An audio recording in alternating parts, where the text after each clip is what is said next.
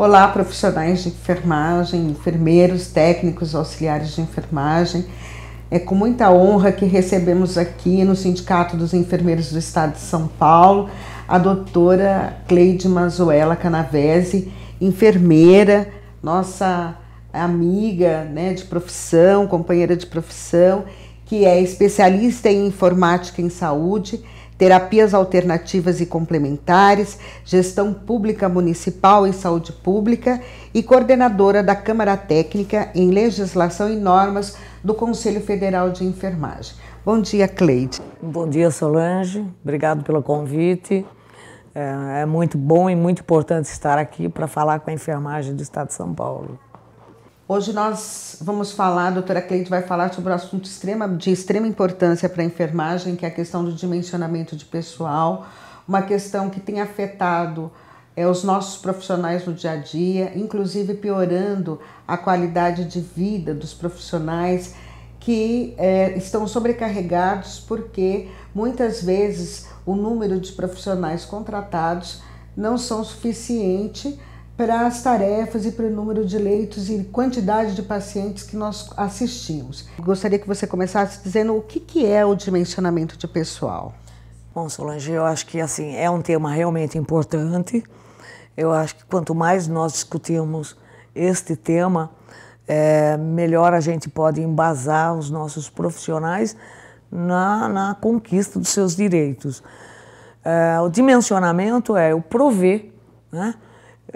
Em quantidade, um número de profissionais que possa garantir aquilo que está na lei, que é a continuidade da assistência e a segurança do paciente. É imperdoável hoje que a gente fale em segurança do paciente se eu não tiver o quantitativo de profissionais, né, adequados para assistência de enfermagem. Então, é prover em número adequado essa assistência. Na realidade, nós temos visto aí, ao longo dos anos, enquanto representantes do movimento sindical, o quanto a questão de dimensionamento de pessoal tem afetado os profissionais e quantos profissionais nós temos recebido aqui no sindicato que respondem processos éticos e alguns, inclusive, processos criminal e civil por conta de sobrecarga de trabalho, de erros que acabam acontecendo porque o número de pessoas, de profissionais, não é suficiente para prestar uma assistência segura. E que nós temos bem claro que não tem como falar em segurança do paciente se nós não falarmos em dimensionamento de pessoal, né? Que vai trazer qualidade de vida para os nossos profissionais e também uma assistência com mais segurança. Eu queria que você dissesse para nós quem é o responsável por aplicar o dimensionamento de pessoal e principalmente pela fiscalização desse dimensionamento. A execução do dimensionamento de pessoal, ele é obrigatoriamente feito pelo enfermeiro, é privativo do enfermeiro o dimensionamento de pessoal. Nós vimos ao longo dos anos gestores, recursos humanos fazendo o dimensionamento indevidamente no lugar do enfermeiro. E aí, assim, a forma como eles trabalham essa questão em nada contribui para que a gente possa ter essa segurança e essa continuidade da assistência. Eles resumem demais a aplicação do dimensionamento. E dimensionamento eu só vou conseguir fazer se eu conhecer a minha unidade de trabalho, se eu conhecer meus pacientes, se eu conhecer a realidade e se eu conhecer já os profissionais que eu tenho, em qualidade, né, meus profissionais. Então, é privativo do enfermeiro. Agora, Cleide, também é difícil, o profissional nem sempre está preparado para realizar esse dimensionamento, né? Muitas vezes eles acabam recém-formados assumindo unidades e aí não aprenderam na universidade ou não têm segurança suficiente para realizar esse dimensionamento. Isso é um problema, né? Um outro problema é que o enfermeiro, por ser o responsável pela realização do dimensionamento, ele é responsável por realizar, mas não é o responsável pela contratação, né? E muitas vezes ele acaba sendo respondendo processo ético ou notificação do conselho, porque não realizou ou não cumpriu o dimensionamento que muitas vezes ele mesmo realizou. Que a gente entende, nós enquanto representantes das entidades sindicais, que é injusto com o profissional, né? Porque ele não tem essa autonomia. O que é possível fazer, como é possível orientar esse profissional, como ajudá-lo no dia a dia, porque ele não pode continuar respondendo por uma coisa que ele não tem poder de decisão. Então, Solange, eu acho que assim, o ponto de partida são os conselhos. Os conselhos eles devem fiscalizar o cumprimento do dimensionamento de pessoal.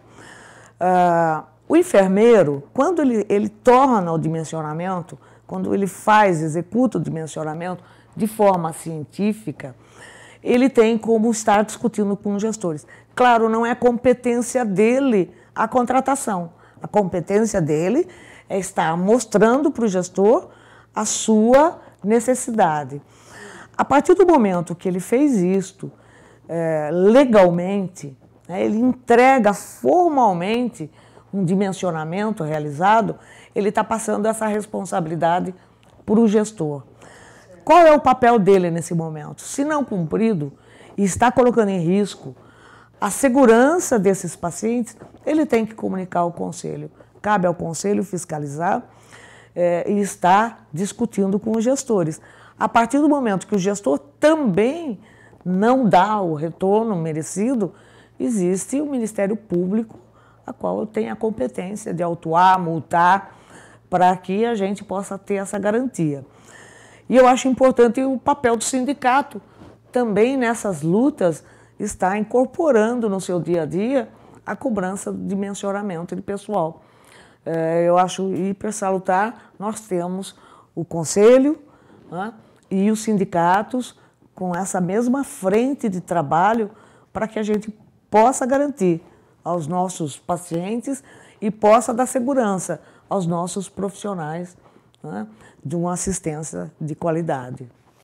De fato, o sindicato ele tem encampado essa questão do dimensionamento de pessoal, até porque, gente, muitos profissionais têm chegado aqui no sindicato sofrendo de assédio moral por conta exatamente da falta de profissionais no local de trabalho, em que a chefia acaba cobrando além do que deveria, porque acha que o profissional tem que dar a vida, o sangue, enfim. E isso acaba levando à prática do assédio moral. Então, nós estamos fiscalizando bastante essa questão de dimensionamento. Agora, é óbvio que há uma necessidade bastante grande de parceria entre sindicatos e conselhos para que a gente possa efetivamente fazer com que o Ministério Público ele faça a investigação e a gente consiga melhorar em conjunto as condições de trabalho dos nossos profissionais. Agora, diga uma coisa para mim, Cleide, o dimensionamento de pessoal feito de forma errônea, ele pode acarretar em quais prejuízos para os profissionais, para os pacientes e inclusive para a própria empresa? Bom, eu acho que a forma errônea de se fazer um cálculo de pessoal é o não torná-lo científico. Como não torná-lo científico?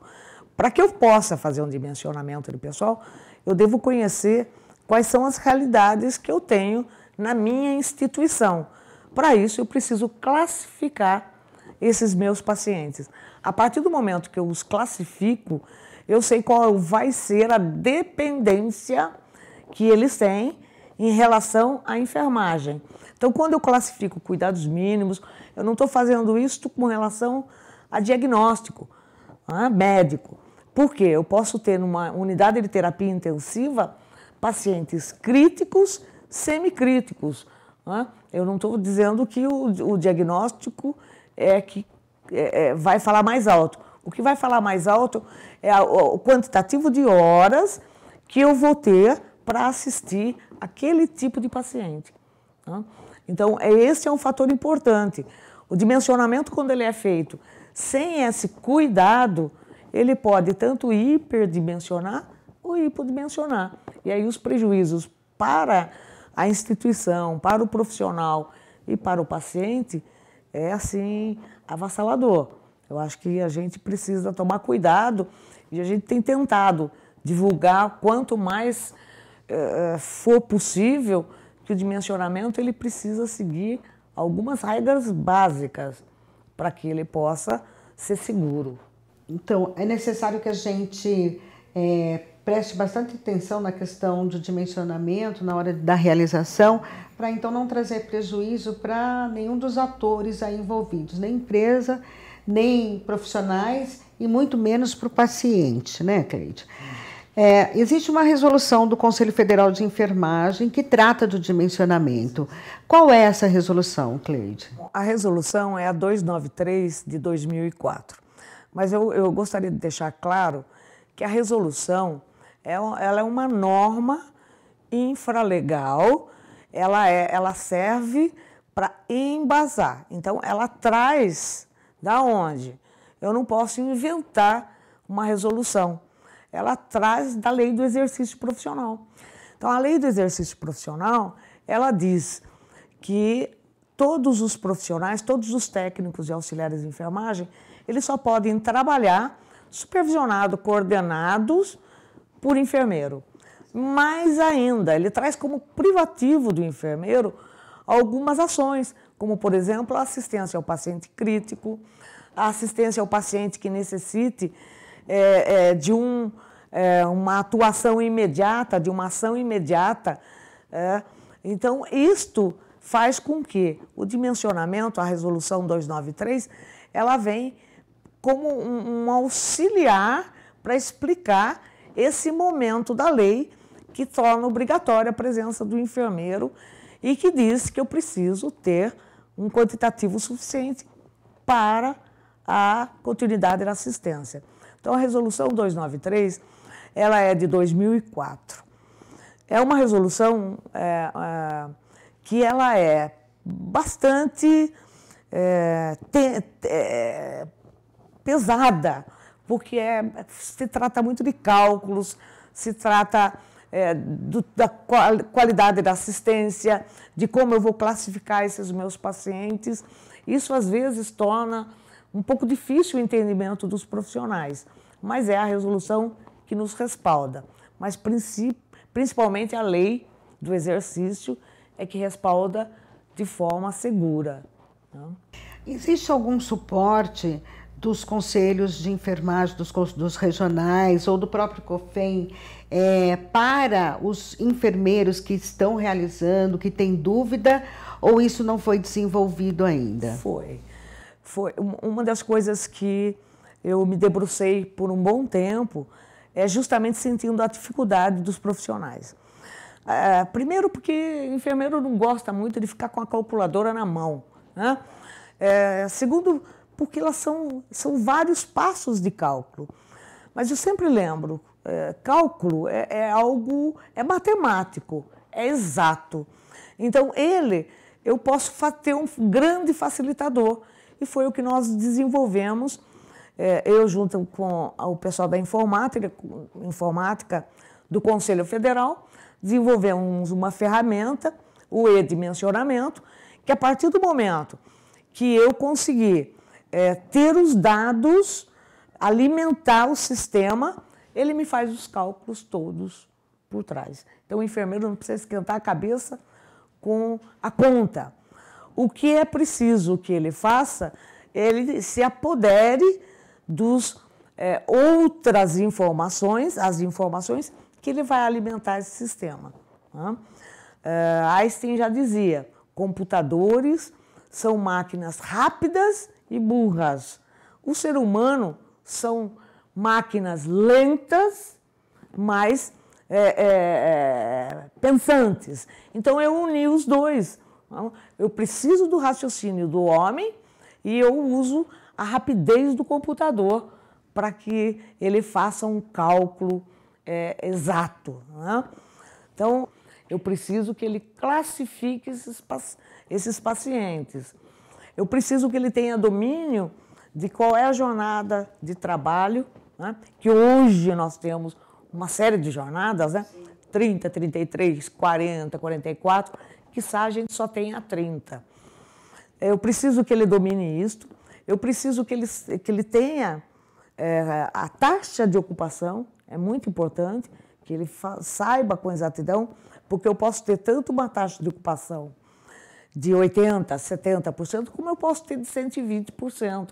E isso tem que ser levado em consideração na hora do cálculo. Então, de posse desses dados, o restante o edimensionamento faz. Olha, pessoal, enfermeiros, vamos parabenizar a doutora Cleide, porque desenvolveu uma ferramenta como esta, que vai fazer o cálculo do dimensionamento de pessoal de forma tão tranquila, desde que a gente alimente com os demais dados necessários, facilita demais a vida do enfermeiro, né? Você que não conhece, então, o e-dimensionamento, entre no site do Conselho Federal de Enfermagem, encontre a ferramenta e procure se familiarizar, porque é para facilitar a vida do profissional. Agora, pelo que você está me falando, também serão necessários dados, como, por exemplo, o percentual de ocupação, que são de responsabilidades do hospital, né? Da instituição. Então, também é preciso ter uma instituição com um pensamento de gerenciamento mais progressivo, que também trabalha essa questão. E aí nós acabamos entrando naquele assunto da informática, de como hoje a informática é importante na vida dos profissionais. Nós precisamos estar atualizados também, até para usar essas ferramentas, né? O enfermeiro ele precisa estar atualizado, não só o enfermeiro, mas também tem muitos hospitais que acabam utilizando aí já o meio, programas até de anotações de enfermagem, prontuário eletrônico, né? E é preciso que os técnicos auxiliares também estejam atualizados. Agora, me diga uma coisa, Cleide, os indicadores que são essenciais para que o enfermeiro possa se apoderar do e-dimensionamento, então, com cientificidade, são quais? O principal deles é a classificação dos pacientes. Se eu não conseguir classificar, eu preciso ter esses dados, eu preciso saber que eu posso ter numa mesma unidade, por exemplo, uma clínica médica, se alguém me perguntar, eu posso classificar a clínica médica toda de cuidado mínimo? Não, eu tenho numa clínica médica desde o mínimo, e eu posso ter, inclusive, o paciente crítico, que hoje nós temos os pacientes crônicos que dependem exclusivamente da enfermagem para tudo. Então, esse é um paciente que demanda horas de enfermagem maior. Por isso que o enfermeiro ele precisa fazer esse sistema de classificação para que ele tenha uma ideia de como se comporta a sua unidade, né? Eu preciso que ele tenha, né, o que você já colocou muito bem, a taxa de ocupação. Eu preciso que ele tenha a informação de qual é a jornada de cada profissional diária. Né? Se ele faz 6, se ele faz 8, se ele faz 12, isso tudo o sistema vai exigir. A partir do momento que eu tiver esses dados, esses indicadores, principalmente o da classificação de pacientes, o restante é muito tranquilo, muito tranquilo.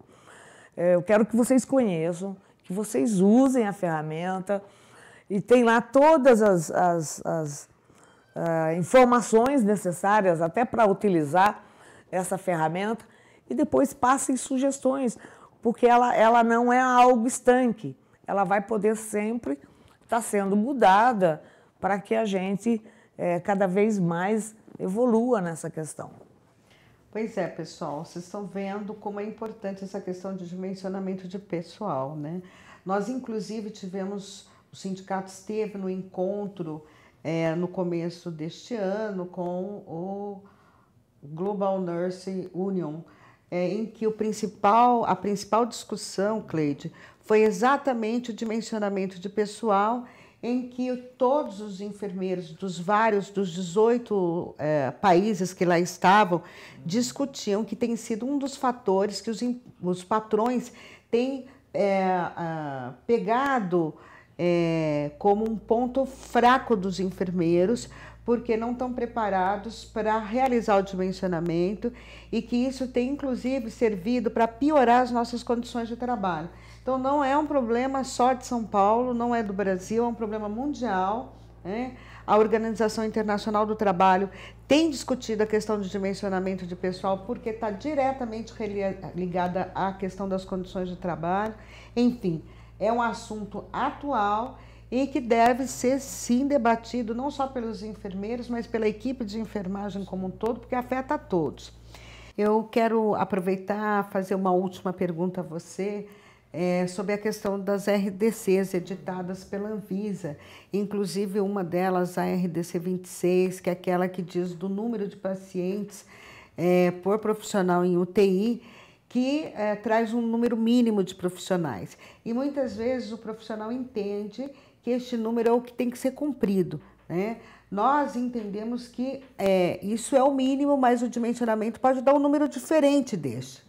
E que é importante essa observação. Então, eu queria que você falasse um pouquinho em relação a essa questão de dimensionamento, RDCs, legislação infraconstitucional do Ministério da Saúde, legislações que estão aí rodando no universo dos profissionais e que muitas vezes eles não conseguem interpretar da forma correta e colocar para funcionar. Exatamente, Solange. Quando você me perguntou anteriormente sobre a nossa resolução do dimensionamento, eu já havia dito que uma resolução ela é uma norma infralegal. E a RDC da Anvisa também. O que eu acho que precisa ficar muito claro para os profissionais que nós temos uma legislação, a nossa lei do exercício federal, ela é quem é a mandatária, né? Então, a lei do exercício profissional é que deve ser a base das discussões. Uma RDC, ela serve para balizar o credenciamento de uma unidade de terapia intensiva. E a gente tem lá embaixo uma legenda dizendo que é o mínimo que eles pedem para o credenciamento. Toda vez que nós encontrarmos em fiscalização uma unidade de terapia intensiva com um número que não atenda nem esse mínimo, ele pode ser denunciado para descredenciar. Nós temos que nos apoderar, sim, da nossa lei do exercício. E a RDC, ela não propicia que seja o enfermeiro a dar assistência que lhe é privativa. A assistência ao paciente crítico, com risco de vida, que exige uma tomada de decisão imediata. Então, assim, nós temos que brigar pelo atendimento à nossa lei. E os profissionais de enfermagem precisam entender isto e nos ajudar nessa cobrança que deve ser feita toda vez que nós encontrarmos uma unidade de terapia intensiva ou uma outra unidade que tenha um pronto-socorro, a própria hemodiálise, que tenha essa interferência.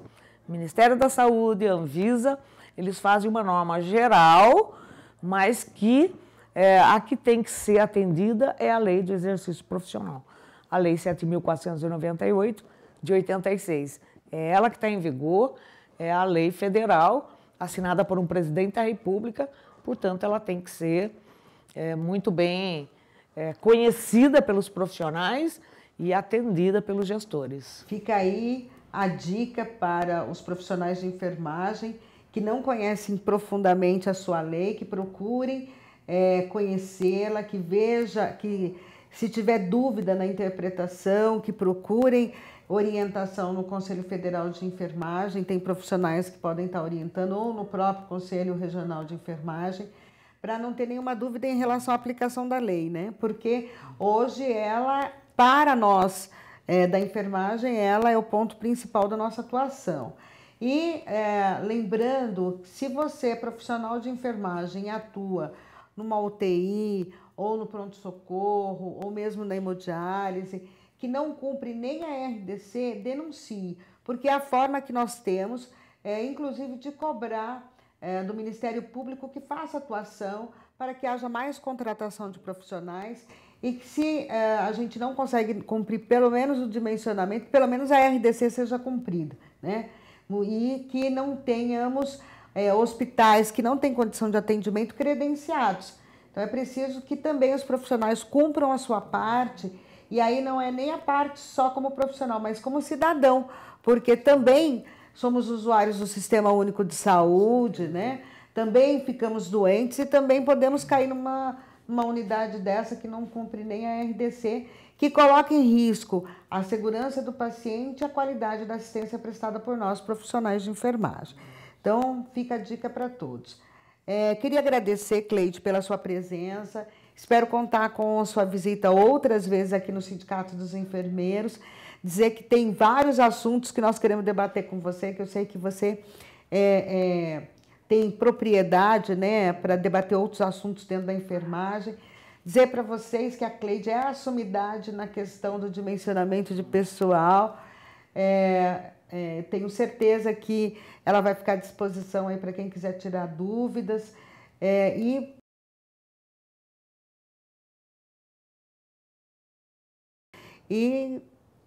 É sempre uma honra contar com uma pessoa como você aqui, podendo falar um pouquinho para a gente sobre dimensionamento de pessoal. Obrigado, Solange, eu que agradeço. Essa oportunidade de estar falando de dimensionamento de pessoal é uma matéria que eu procuro sempre estar estudando um pouco mais e, assim, ter essa disponibilidade de estar divulgando o dimensionamento, de estar trazendo algumas ferramentas que auxiliam os profissionais, né? Então, eu acho que é super importante. Eu acho que os profissionais de enfermagem precisam se apoderar desses conhecimentos e, a partir daí, poder estar cobrando dos gestores, poder estar cobrando dos gerentes, que haja um número adequado de profissionais. Conheço uma ferramenta que está disponibilizado no site do COFEM. Tem um link lá para vocês darem sugestão. Isso vem diretamente para a minha pessoa, para tirar dúvida, para auxiliar, para sugerir mudanças. Então, fiquem à vontade, é de vocês. E agradeço mais uma vez. Obrigado aos profissionais pela paciência em estar ouvindo sobre dimensionamento.